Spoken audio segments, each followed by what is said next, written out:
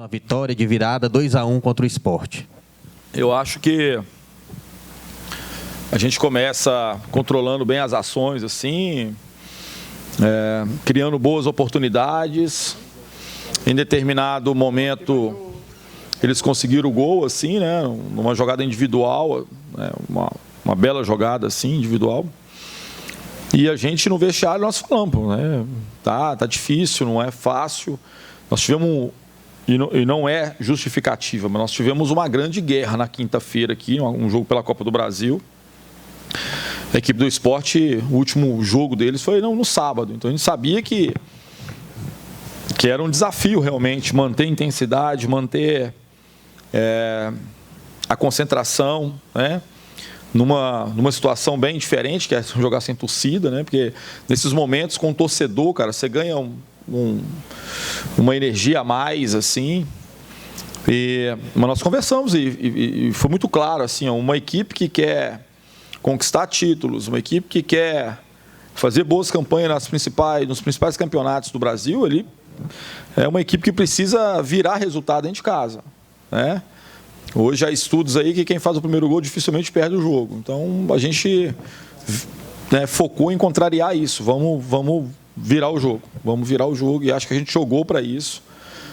No segundo tempo, a equipe do Sport também teve chance. E aí acabou que as duas equipes tiveram erros, que foram erros muito importantes. Nós perdemos a oportunidade de fazer 2-1 e talvez poderíamos ter talvez definido a partida em termos de ter mais possibilidade de contra-atacar, de ter mais espaço. E logo em seguida eles também perderam a oportunidade. Acho que duas marcações de pênalti, na minha concepção, equivocadas, né? Acho que o pênalti no Leandro, o primeiro que o Felipe perdeu, para mim, foi pênalti, claro, mas os outros dois extremamente discutíveis, assim. Mas eu acho que o mais importante é o poder de superação hoje, assim, cara, assim. Eu dei os parabéns para eles e se o resultado fosse diferente, eu também não falaria outra coisa, assim. Embora a gente pudesse sair hoje derrotado, o que eles se dedicaram, se empenharam. Nós perdemos jogador, perdemos o Charles na concentração, perdemos o Thiago na concentração, perdemos o Rodrigão ontem no treinamento, perdemos o Vinícius também ontem no treinamento. E você vê que o grupo está mobilizado, porque quem está entrando está tentando fazer o seu melhor, está se esforçando ao máximo, se sacrificando para poder ter os resultados que são importantes para nós nesse momento. Ô, Anderson, boa noite. Boa noite. Eu vou transferir minha pergunta aqui para um amigo vizinho meu que passou a mensagem para mim. Parabenize ao Anderson Moreira, que eu nunca mais vi o Ceará jogando tão bem e com raça tão grande. O nome dele é o Júnior do Sushi, meu vizinho, lhe parabenizando e dizendo que o time realmente está com raça e jogando muito bem e lhe parabenizando, Anderson. Um abraço para o Júnior lá do Sushi, né? Eu vou dar uma passadinha lá no Sushi, né? Mas foi bom, cara, assim, eu acho que o que a gente espera de uma equipe é que ela possa ter inspiração e transpiração, né? Que ela possa ser uma equipe que jogue bem, mas que tenha também muita determinação, muita competitividade, muita briga, muita luta. E eu acho que assim, eu penso futebol dessa forma. Não pode, na minha cabeça não pode ser diferente. A gente não pode ter um time só tecnicamente bom, qualificado, sem ter a competitividade como arma, né, principal, talvez assim. A gente tem que competir sempre, disputar, brigar, lutar. Então, foi mais uma partida assim, que eu acho que a gente conseguiu se superar nesse aspecto.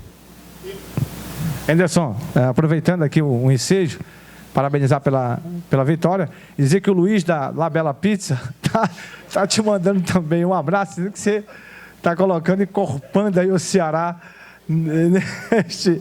neste campeonato, nesta temporada. Anderson, você passou já um momento em que a questão dos treinamentos, a gente já bateu muito nessa tecla, mas passou alguns momentos sem conseguir vitórias. Apesar do teu time ter jogado algumas partidas boas, mas não conseguia vencer, empatou alguns jogos. Hoje o time da quinta-feira, você chegou aqui e disse que foi o melhor primeiro tempo que o teu time fez no teu comando. Hoje o time não foi tão brilhante, mas foi um time que lutou, guerreou novamente em uma partida que veio desse cansaço que você disse. Você vê evolução? Você vê crescimento da tua equipe, Anderson? Não, eu vejo, até pelas situações. Uma equipe tem argumento, tem muita equipe aí que pega equipes, talvez, em que você espere realmente uma vitória e toma um gol, e é difícil de tirar resultado, é muito difícil você mudar um resultado. E hoje a gente estava disputando com o Sport, cara, que é uma equipe extremamente tradicional, difícil. Como eu falei, assim, eles prepararam a semana inteira para esse confronto, eles não tiveram nada durante a semana, é uma preparação para esse jogo.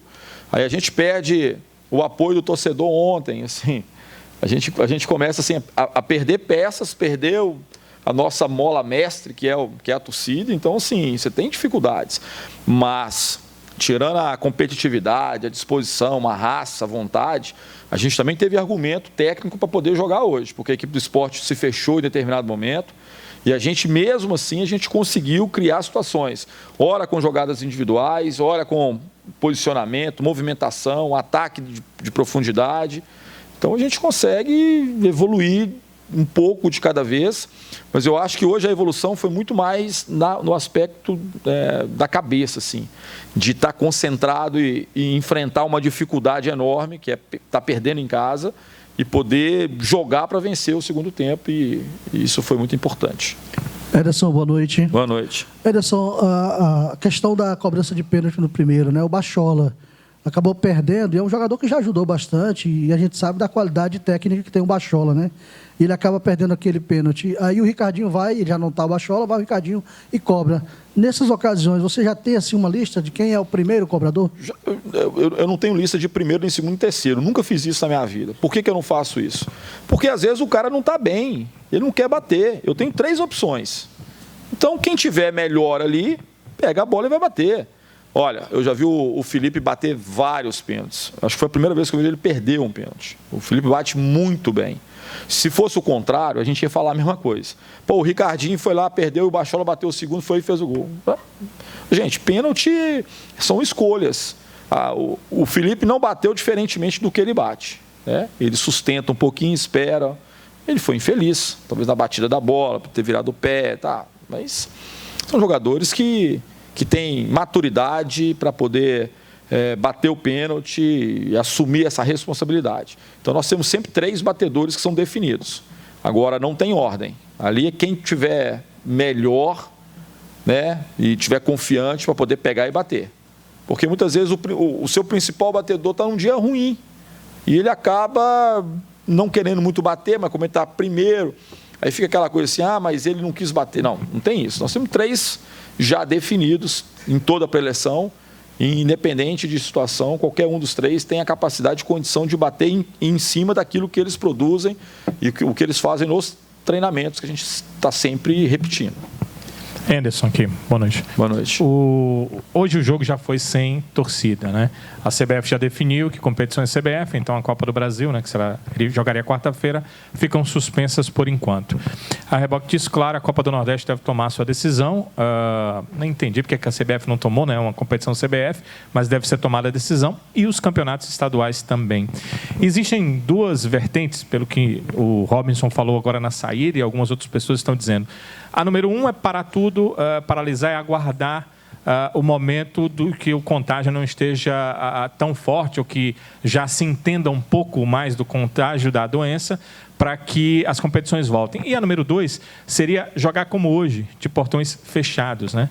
Você teve o dia de hoje, eu tenho certeza que não é a sua primeira experiência, que também não é a nossa primeira experiência com portões fechados, mas te pergunto, no teu ponto de vista, o que seria melhor? Seguir as competições com portões fechados ou para tudo? Não, assim, a gente tem que avaliar cada situação. Eu acho que se há um pedido de uma forma geral para que evite esse tipo de situação, eu acho que de alguma forma nós temos que entender também que é o seguinte, tem muita gente falando que é um excesso de zelo. Pode ser um excesso de zelo. Mas será que cabe realmente o zelo? Será que a gente não tem que ter atenção? Será que a gente tem que passar pelo pico, né, de contaminação aqui para depois tomar uma providência? Será que nós temos estrutura realmente para poder pegar, não é uma epidemia, né, uma pandemia? Será que nós temos estrutura para isso? Será que não vale a pena ter um pouquinho mais de cuidado, dar um passinho atrás? Então, assim, a gente não tem certeza, né? Eu falo que, do jeito que foi, é sempre péssimo, porque imagina que os jogadores são artistas. Ele quer o quê? Quer plateia. Hoje parecia que a gente está cumprindo uma obrigação. Eu acho que o futebol não pode ser encarado com essa dimensão de vamos cumprir uma obrigação. O futebol é muito mais do que isso, é emoção, você comemora gol ali e não tem muita razão. Eu fico imaginando se o torcedor estivesse hoje aqui no estádio. Eu acho que teria sido uma festa muito bacana, assim, porque foi um jogo emocionante, foi um jogo que teve oportunidades das duas partes, assim, para poder definir a partida. Então, ficou faltando o principal, que eu acho que é a razão maior do futebol existir, que é o torcedor, que é o apaixonado por esse espetáculo, por esse esporte. Então, a gente tem que aguardar e o que for definido nós temos que cumprir, né? Mas que as pessoas possam pensar direitinho o que realmente está em jogo nesse momento, se há exagero ou não. Mas eu acho que a gente tem que, de alguma forma, se precaver de alguma forma. Anderson, você fez uma análise aí dos 3 pênaltis da partida, 2, para você, na sua opinião, discutíveis. E a expulsão do Rafael Sobis, você acha que houve excesso da arbitragem? É difícil, assim, por mais que foi um lance que eu sinceramente eu não entendi. Porque foi uma bola, se eu não estou enganado, um lance do Leandro, eu acho que deu para trás e o Ricardinho chuta a bola pega na trave, não foi isso? E aí eu virei e eu não consegui ver o que realmente aconteceu. Eu até me assustei quando ele tomou o cartão vermelho. Eu preciso dar uma olhadinha ainda para poder ver o que realmente aconteceu. Se houve, de alguma forma, exagero, a arbitragem às vezes se sente... assim, quinta-feira eu tomei um cartão amarelo porque eu fiz isso aqui. Ó. Isso aqui ofende demais a arbitragem. Isso é uma ofensa das maiores, assim. Você pode falar tudo no pezinho do ouvido dele, mas você não pode abrir o braço. Quer dizer, eu não sei o que é, o que não é. Eu acho que não é falta. O futebol, ele é um esporte em que a gente tem que ter respeito pela arbitragem. A gente tem que ter... é muito difícil arbitrar, não é fácil. Os lances de pênalti são lances que não são tão fáceis assim, embora para mim, de longe, eu tenho uma opinião, mas ela não é uma opinião verdadeira, porque eu estou distante, muito distante, mas por tantos anos ali na beira do campo, você consegue ter algumas percepções. Então, arbitrar é sempre muito difícil, mas eu acho que em alguns momentos a gente confunde um pouquinho a questão da autoridade com o autoritarismo, achar que do meu jeito e não pode ser de outra forma, que ninguém pode conversar, ninguém pode discutir, ninguém pode chamar atenção.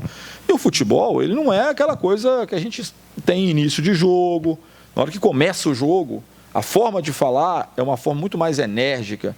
Às vezes você acha que o cara está brigando um com o outro, mas é a forma do futebol mesmo. Você manda, fala um palavrão, não é palavrão com a intenção de xingar, não. É um palavrão que representa a sua insatisfação por alguma coisa. Então, isso eu não consigo mencionar. É diferente de você estar num ambiente aqui e proferir algum palavrão. É diferente. O ambiente não permite. O ambiente do futebol já é um pouco diferente. É uma coisa normal entre os atletas, entre a comissão técnica, entre todo mundo assim, algum tipo de situação dessa, embora não sirva de exemplo. A gente não gostaria de dar esse exemplo. Por isso que a gente fica chateado quando tem microfone ali, entendeu? Porque parece que a gente é sem educação, que a gente, mas não é, porque a mecânica da comunicação no futebol, ela é diferente um pouquinho do que nós somos em casa, do que nós somos num ambiente fechado, nesse ambiente aqui, é totalmente diferente. Só quem participa efetivamente do futebol sabe como é que as coisas acontecem, entendeu? Ô Anderson, tudo certo não ter o jogo quarta-feira, está definido pela CBF, mas pelo que o presidente Robson de Castro falou agora depois do jogo, disse que provavelmente vai ter o jogo de sábado contra o CRB. Esses jogadores que você não pôde contar para o jogo de hoje ficaram de fora, você acredita que foi que passou o departamento médico você vai poder utilizar esses jogadores ou só vai saber durante a semana? A gente só vai saber durante a semana. Eu vou passar rapidamente assim. Nós temos 3 atletas com virose. A gente não sabe a extensão disso, né? Tem atleta, por exemplo, nós tivemos Charles, que sofreu muito mais para poder retornar do que acho que era o William e o Bruno. Então, isso depende muito de cada um, entendeu? Então, nós estamos com o Vinícius, o Thiago e o Rodrigão com essa situação. Então, depende de como eles vão se recuperar durante a semana. Se demorar 3, 4 dias, acho difícil de poder participar do jogo.